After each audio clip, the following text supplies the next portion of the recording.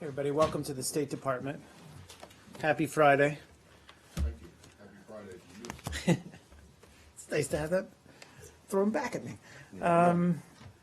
So it is indeed. That's right. You can look up from the coal mines where you work and toil every day. Anyway, welcome to the State Department. And guys, if you'll indulge me once again, I have to be fairly quick. I know some of you also have stuff to get to this afternoon. I do as well, so I can give you about 30 minutes and then I have to run. I apologize. I just have one thing at the top, and that is related to Burma and the release of political prisoners there.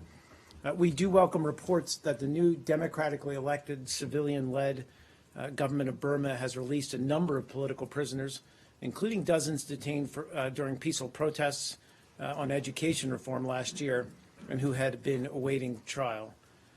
Respect for and promotion of human rights and fundamental freedoms, including freedoms of expression and peaceful assembly, are critical components of a vibrant democracy. And we commend the new government's early demonstrated commitment to human rights. The United States stands ready to support Burma on further democratic reform. Matt, over to you. So let's start with Syria and the course. relief. Does that include sanctions? Relief? Nothing to announce on that front. On the release of this freelance photographer. Yeah. Can you say anything more than what Kirby said in his brief statement about his release, specifically what led up to it, what was the State Department's or U.S. officials' involvement in it, the circumstances, and where he is now? Okay, I'll give you what I can say. And I have to start by saying we now have not confirmed the identity of this individual. We can confirm that a U.S. citizen was released by Syrian authorities. But obviously privacy considerations, as always, prevent us from commenting further about the identity of this individual. And as Kirby noted, John noted in his brief statement that we do applaud the work of our Czech protecting power in Syria, which helped us both gaining access to this individual, but also in getting his release. I can say that this individual was released in the last few days, just to give you a sense of the time frame. He is no longer in Syria. And beyond that, I don't have too much else to. If you have any other questions, I can try to answer what I can. Well, I mean, Yeah, is he please. is he?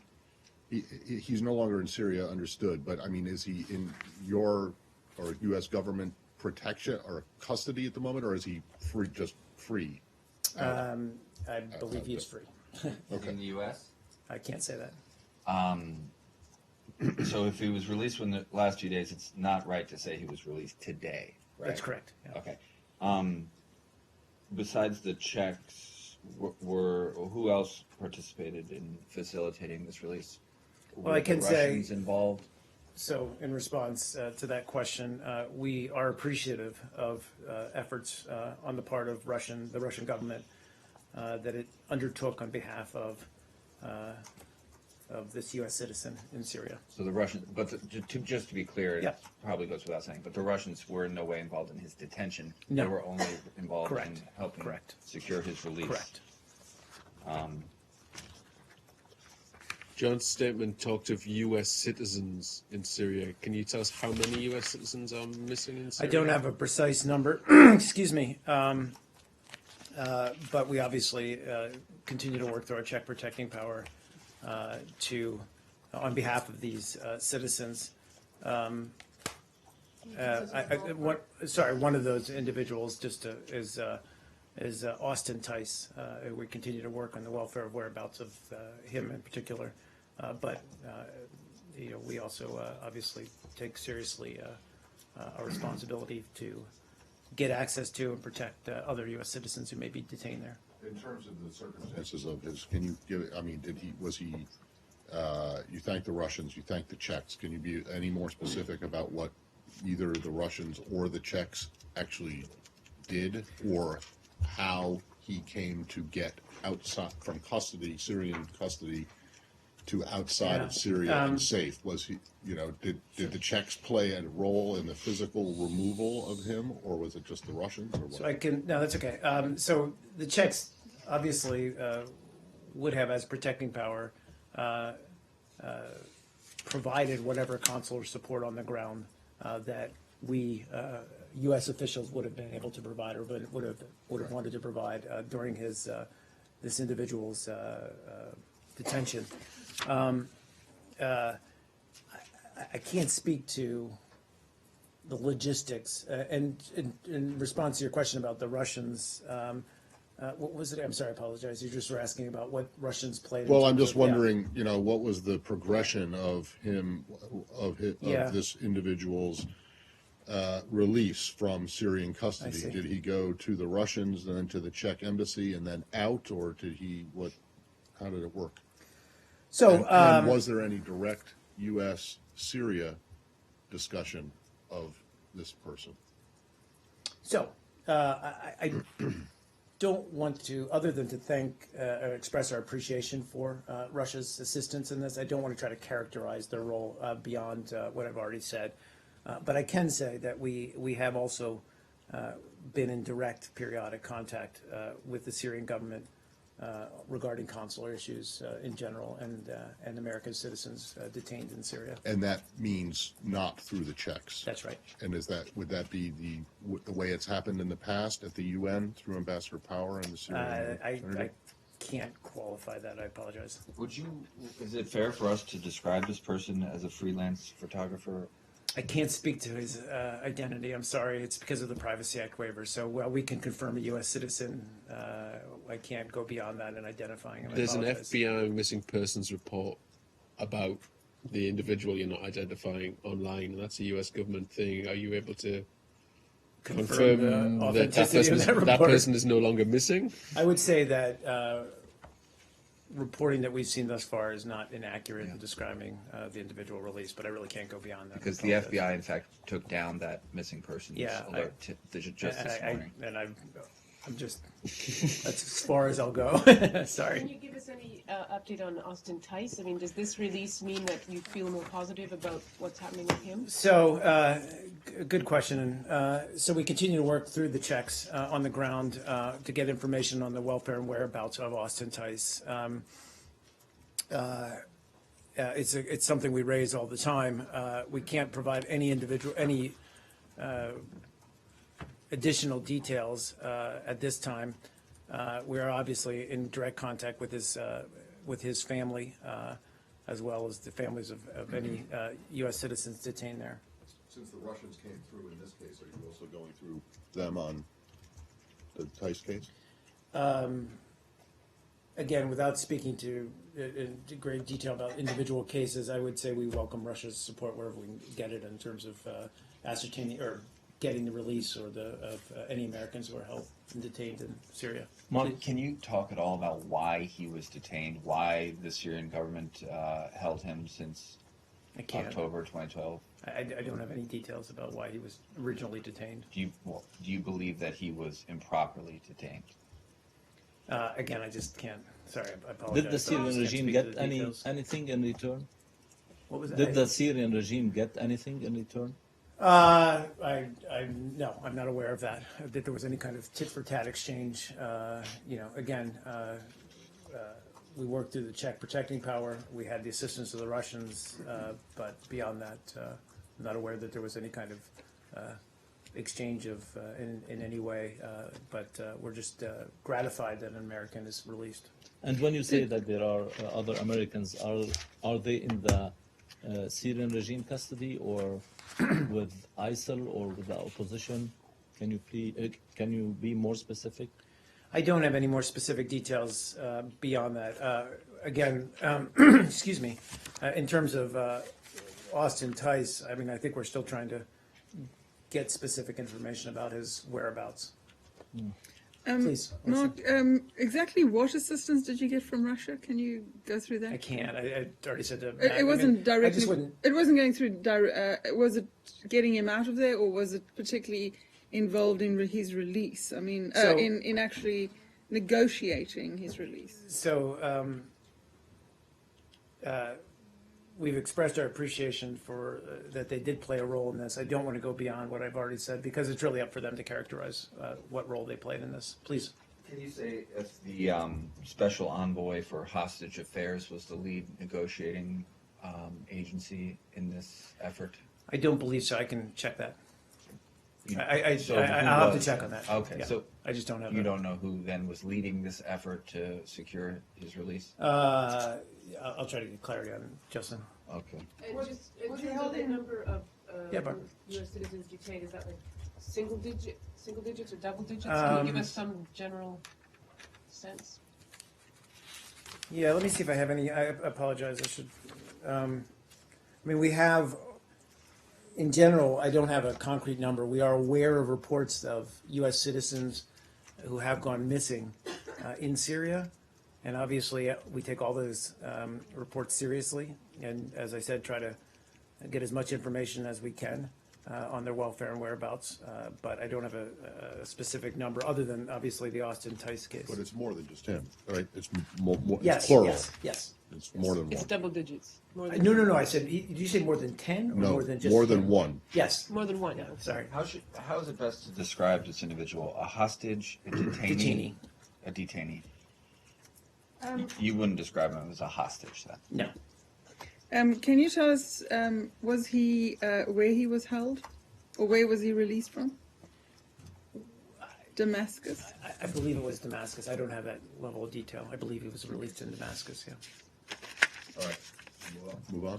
Are we done with this particular case? Yeah, go ahead. No. So I'm sure you are probably aware that the EU is next week going to start looking or begin a discussion about whether or not to require visas from Americans and Canadians, but I don't expect you to speak on behalf of the fine country of Canada or its citizens. Our northern neighbors, Exactly. Close allies. So as it Yep. relates to American citizens, right? what are your thoughts about this? Are you prepared to open up the visa waiver program to the EU countries that are not currently included in it as a way to stop this from happening? Well, a couple thoughts on that, Matt. So it was a January 2014 amendment to the EU Visa Code requiring the European Commission to seek visa-free entry for all EU members states to countries that can enter the EU visa-free. So we have maintained an open dialogue with the EU, as well as those officials from member states that require visas for travel to the United States on this matter. And those are, I can name them, it's Bulgaria, Croatia, Cyprus, Poland, and Romania.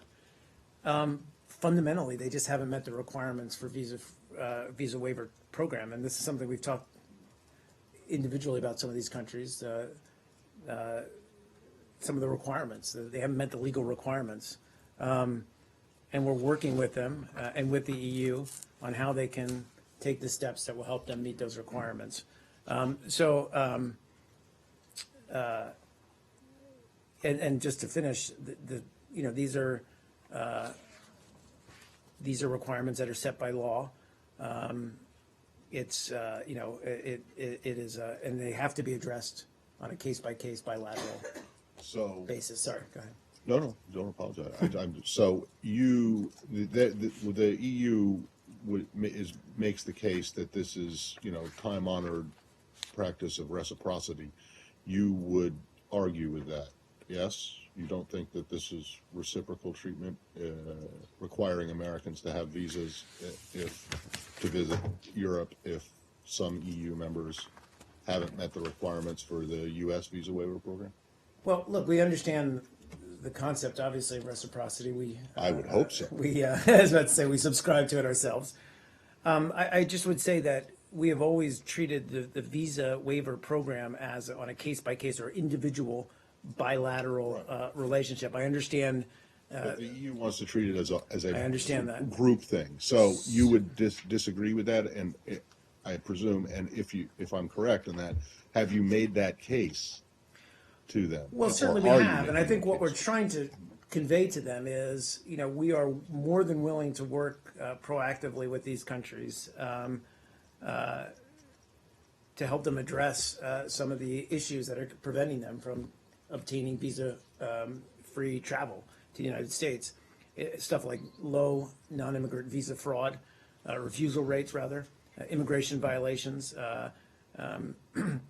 all those things can be addressed, and many countries who have had problems have overcome them and gained visa-free travel. That's always been, I guess, rather than, I understand the reciprocity mindset or argument in this case. We're just simply arguing that based on U.S. law, we have to look at the numbers and whether these countries individually are complying with the standards. I get that, but then, all right, so if you don't want them And so, to, I'm sorry, just to finish I apologize, Go ahead. but just to finish the thought, so that's our argument to the EU. We want to work with these countries, and we're happy to have that dialogue with the EU going forward, but we believe we can help these countries address. would you object if the individual EU countries that that are not in the visa waiver program ended visa-free travel for American citizens to them? We never want to see that, obviously, that right and privilege rescinded. To say we'd object, I mean, we'd certainly would argue against it. How about if Europe just required visas for people from Florida, Illinois, and Arkansas? Well, depending on their refusal rates and their overstays, I Well- guess that could be an argument, but I'd have to see Florida those gets numbers. its own passport, that might be. There you go. Please, Michael, please. Syria chemical Yeah. weapons. Yeah. The UN earlier today said it was going to start coordinating with the OPCW on another investigation into another round of allegations of chemical weapons use in Syria. Is the U.S. are you trying to confirm these allegations yourself, and are you going to cooperate with this investigation? The head of the UN said in a speech earlier today that they were coordinating with the OPCW. on I'm the sorry. second round of allegations. Oh, Like the a second round. second phase. He was responding to a question that Jaish al-Islam took responsibility for a chemical weapons attack in Syria, and he said, "Yes, we're looking into a second round of." I see. Well, we will continue to hold Daesh or ISIL accountable for its actions, and that extends to any efforts to use WMD.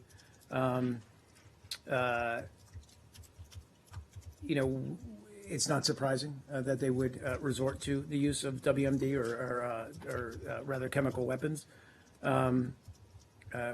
We do believe and have acknowledged that Daesh has been responsible for several small-scale sulfur mustard attacks in Iraq and Syria, including one in particular in Maria in August 21st, 2015. And I think, with regard to whether we're going to work with the OPCW, I think we have full confidence in their ability to carry out these investigations. We support them in carrying out these kinds of investigations. We all, it's not surprising that we all take a common view towards just the abhorrence of using chemical weapons. And we did work, obviously, in conjunction with other partners, including Russia, to remove stockpiles of the Syrian regime's declared chemical weapons. So these are allegations, anytime when we see them, that we take very seriously. Do you think you'll work with Russia on these instances? I mean, like you did with it's something we continue to discuss with Russia as well as other members of the ISSG. Are there other measures that can be taken to mitigate this risk? Well, it's very difficult. I mean, obviously, and it's very difficult when these groups can get access to these kinds of chemicals. They can and are able to use them in small quantities, as we've seen. It's very hard to, beyond carrying out kinds of airstrikes when we have intelligence that allows us to do that. But other than that, we'll continue to monitor it closely. Please, One one more. more? Yeah. What about the reports that Jaish al-Islam was involved with taking responsibility for this, and they're one of the parties that have a delegation in the intra-Syrian talks? Yeah, and I apologize. I just don't have any information on that at this point. I'd have to look into it. Are you concerned that Of something course, like we'd be that could- concerned for any group, But- serious, credible allegations that they use chemical weapons, we would be concerned about. And in the context of affecting the intra-Syrian talks, do you think? Well, again, I don't want to comment on it before I have the full picture. Mark on China? Yeah, would you have Syria? Okay. Close. In the region. Good enough. All right. Okay, just one quick one. Yeah, sure. I think I know Sorry. your answer, but in the Secretary's meetings with Prime Minister Barzani, did the case of American Mohammed Kawais come up at all? Is the State Department seeking his extradition back to the U.S. from Kurdish custody? Yeah, Justin, you know what? I don't have that level of detail or granularity in the readouts of his meeting, so I'll have to take the question. Apologize. U.S. Ambassador to Ukraine, Jeffrey Pyatt, Yes, sir. has said that United States government will continue to support Ukraine on its path to EU association. So what does it mean? Does it mean that U.S. government urge to ignore the will of Dutch people, or? No, I wouldn't say that at all. And I spoke to this yesterday. We while we're disappointed in the results from the Dutch referendum, we also respect its democratic process. That said, it's unclear to us what the next steps are. Obviously, this is not the culmination of this process within the Netherlands. So I would refer any questions about kind of what next in terms of that to the Dutch government. For our part, we have consistently argued that we believe that the association agreement is in the best interest of Ukraine, best interest of Europe, best interest of the United States. We strongly stand behind Ukraine's efforts to engage more closely with the EU and with European institutions and build its own economy and build its own democratic institutions. Are going to put pressure on Dutch government to sign the agreement or some? We work very closely with the Dutch. We have candid conversations with them. They're a close ally and partner, including on Ukraine. We're going to continue to hold those kinds of discussions with them. But again, we respect the Dutch political process and democratic process, and they did hold a referendum. The referendum results were credible and valid, so we'll have to take it from there. Mark quickly Please in on the China. back. Yep. Yes. A few more guys. Chinese Foreign Minister Wang Yi said today that that territorial disputes, particularly in this case South China Sea disputes, shouldn't be on the agenda at the G7 summit. Do you have a response? Well, I mean, I would just say that we believe that anytime that we get together with our Asian partners or with the key partners in the region, that we should be able to talk about the full range of issues, including security issues and concerns about security in Asia. And so in that regard, what we want to see happen in South China Sea is important. It's important to the region. It's important to the stability of the region. So I would suggest that those topics should be on the table. So Secretary Kerry will be bringing up the issue. I can't say that for sure. I just don't know yet. Please. On South China Sea, Senator John McCain said in a statement to Navy Times that the White House aversion to risk has resulted in an indecisive policy that has failed to deter China's pursuit of maritime hegemony while confusing and alarming our regional allies and partners. Do you have any comments on his statement? I don't, respectfully. Our policy has been very clear. We don't want to see any efforts to increase or escalate tensions in the South China Sea. We believe in freedom of navigation. I got some brief ones. Sure, let's you and then to you, and then I'm going to have to cut it off. I apologize, please. Foreign Minister Lavrov is expected to meet with Foreign Minister Kishida on the 15th of this month, and President Putin is expected to meet with Prime Minister Abe next month. I don't expect you to speak for either country, but Secretary Kerry was in Moscow a couple of weeks ago, and it will be in Japan in a couple days. Of course. So do you welcome closer ties between Japan and Russia? How do you see these meetings? I would just say in response that, we never see these things in terms of zero-sum games, gains rather. We believe that a country like Japan can have close relations with us and close relations with Russia. It shouldn't be mutually exclusive. Please, Matt. Two, very briefly. Yep. In Bahrain yesterday, Yes, sir. the secretaries made mention of the U.S. being open to a new arrangement with Iran to deal with missile tests and their, misbehavior, as you would put it. Around what can you be any more? No, I don't have any more specifics, and I don't think he was being specific that there's some kind of new policy to be launched here or new arrangement in the terms of concrete actions. Simply, he was just emphasizing or underscoring the fact that if Iran chooses to act more constructively in the region, then we can have a different kind of relationship with. So he with wasn't Iran. suggesting that there's some kind of a that you're open to a negotiation with Iran over ballistic missiles or other No. stuff. No. Okay, that's off the table. Yep. And then secondly, the Palestinians say that they are going to introduce or get someone to introduce on their behalf a resolution condemning Israeli settlement activity at the UN, or they're going to introduce a resolution at the UN that would condemn Israeli settlement activity. Right. What's your position on that? Is this something that the United States would support or veto? Well, we understand there is an early draft that the Palestinians have shared informally in New York, and I'm not going to comment on what is really an informal draft resolution. Nothing has been formally introduced or circulated at the Security Council, and nothing has been introduced by a Security Council member. Excuse me.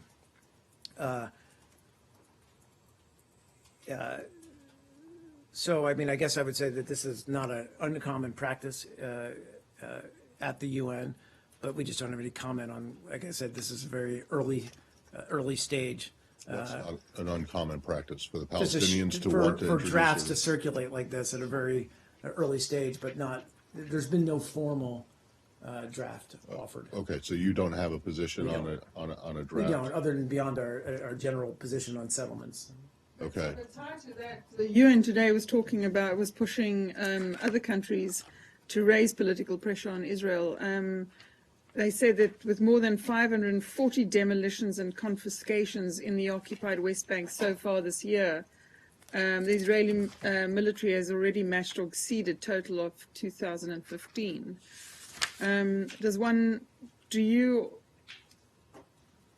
Do you feel that that is a worrying trend?